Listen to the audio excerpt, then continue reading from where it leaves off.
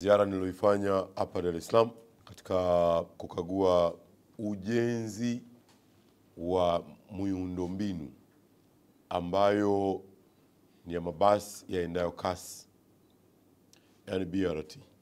Na kwa msingi huo ujenzi huu uko nyuma ya muda, lakini pia vile vile kumekuwa na malalamiko makubwa sana ya foleni.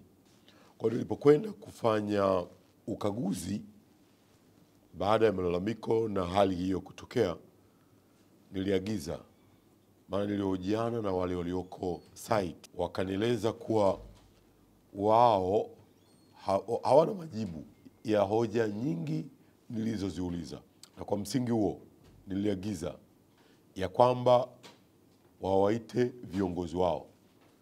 Ninayo furaha kwamba leo tarehe 26 viongozi wao wa haya makampuni na delegations kutoka China zimefika hapa Tanzania. Tumepata nafasi ya kuzungumza nao. Yako mambo ya msingi yaliyozungumzwa. Katika hayo mambo ya msingi yaliyozungumzwa, wao wanazo hoja zao, ingawa hizo hoja ni kidogo sana ukilinganisha na upotevu wa muda waliofanya kwetu. Jambo kubwa na la msingi ni kwamba tumefika eneo ambapo wamefanya commitment kwa serikali juu ya ukamilishaji wa miradi hii kwa wakati na juu ya ukamilishaji wa miradi hii kwa viwango, kufanya mbinu mbalimbali za kuondosha traffic jam. Hili ni jambo kubwa sana.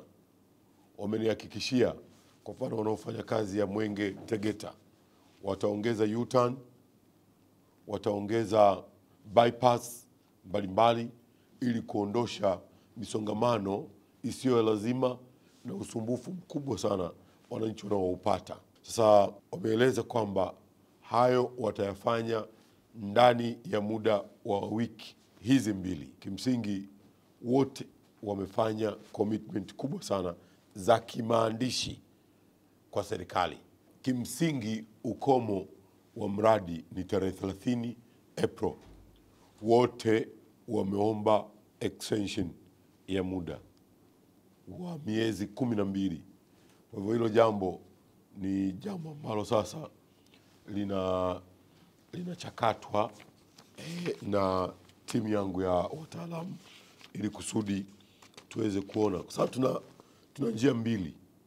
Njia ya kwanza ni kuvunja mikataba, lakini wakati kwa kuvunja mikataba ni pamoja na kuangalia athari tunazoweza kuzipata sisi kama Watanzania, na njia ya pili ni kuongeza baada ya commitment hizi hiyo miezi ya kuweza kukamilisha hii kazi. Kwa hivyo unaweza ukaona kwamba tumefika mahala kuzuri, na sisi kama Wizara ya Ujenzi tutaendelea kuwasimamia ipasavyo ili kuweza kuhakikisha kwamba wanafanya kazi hizi kwa wakati na wanafanya kazi hizi kwa viwango.